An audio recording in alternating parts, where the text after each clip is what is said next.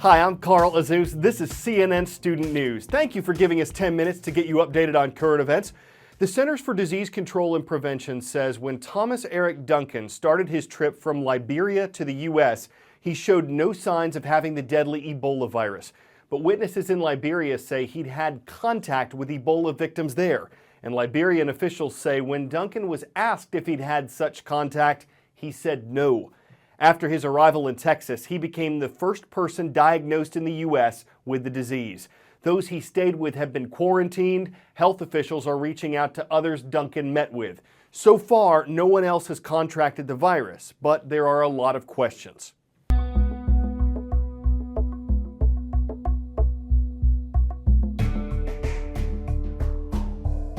They can be quite similar, and that can be confusing. And keep in mind, people come back with fevers and cough. It can be all sorts of different things. Here's the big critical difference with Ebola. A travel history and a history of any particular risks is absolutely crucial. This particular gentleman that we're talking about in Dallas, for example, went into the hospital on the 26th, the first time, went to the hospital himself or herself, but was not asked about travel history.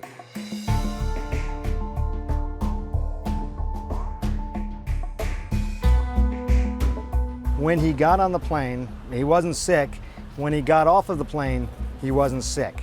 Very important, because one thing that we keep hearing over and over again, I think is an important point, is that you don't spread this virus until you are sick yourself. So the fact that he was in what is known as the incubation period, carrying the virus clearly in his body, but not spreading it.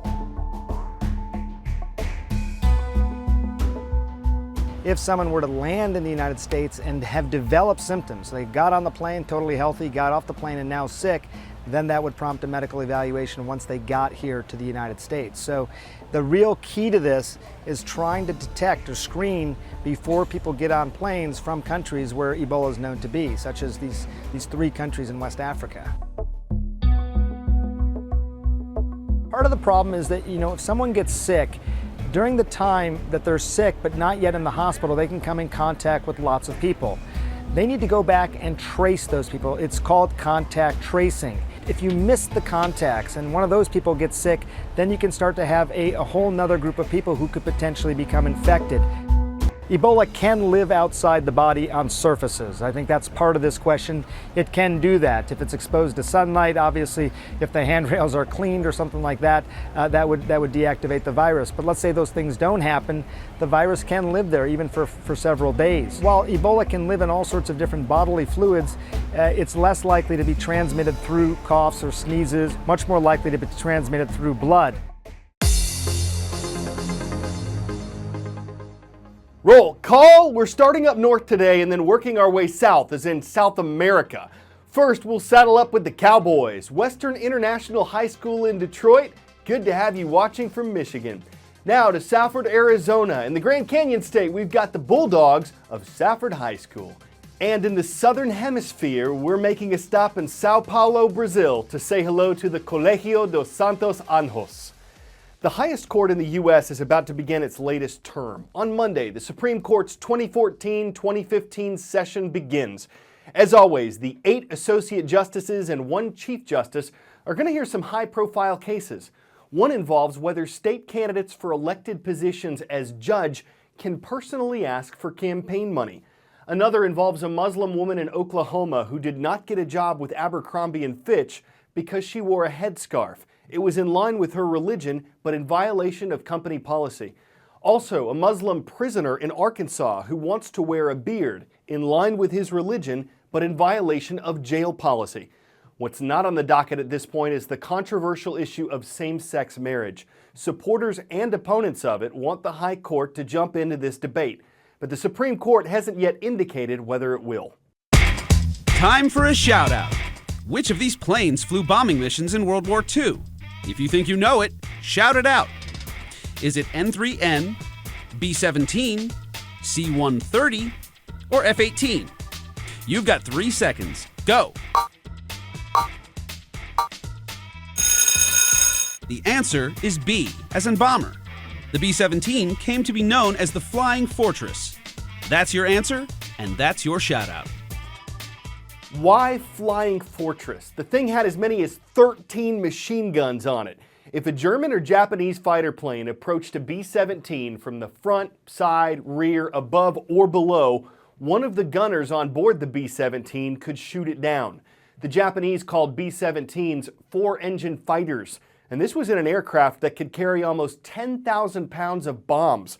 Most B-17s were scrapped after World War II, but not all of them. CNN climbed aboard one on its 70th birthday.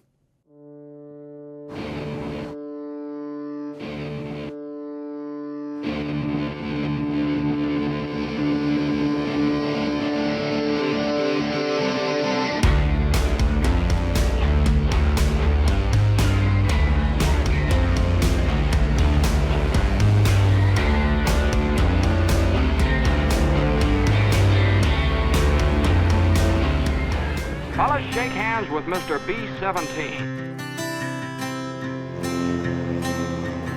This particular airplane was born in 1944, so it's going to have its 70th birthday here this November.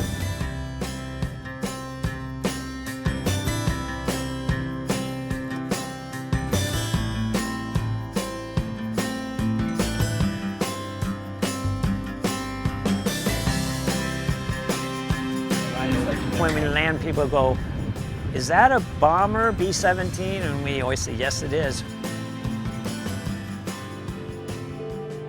It was a tough old bird. You could shoot it all to pieces and it'd still keep going.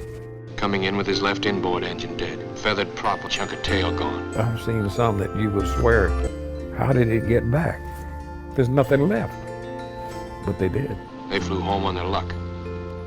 How many are left?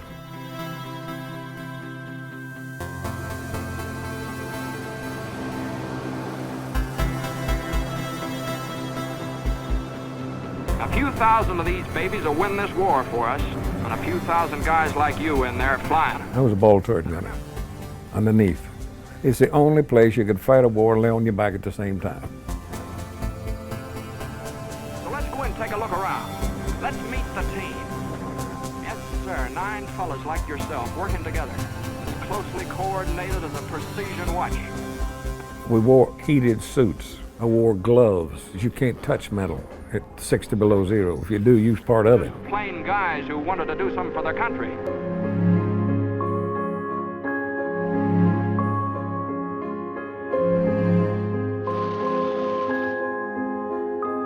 This is sort of a trip down memory lane for me. Put it this way, I wouldn't take $1 million for having done it. I wouldn't do it again for $1 billion if you promised me the same result. There were some good times and some bad times, good memories, bad memories. We just keep on keeping them.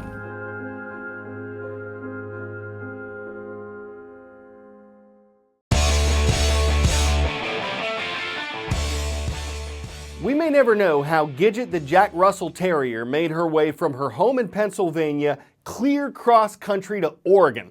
But we do know it took her more than 4 months to turn up, that her microchip helped locate her owner thousands of miles away, and that when they were finally reunited, things did not go according to plan. Gidget, where are you going? Are you just born to run? They did eventually corral the wayward Gidget, even though she'd originally hightailed it out of there with no time to terrier. After 4 long legs of a long journey, she was more fearless than furless. Good thing there was a dog catcher to collar her, cause losing her again would have been a doggone shame. On CNN Student News, Fridays are pawsome. I'm Carl Azus. Have a great weekend.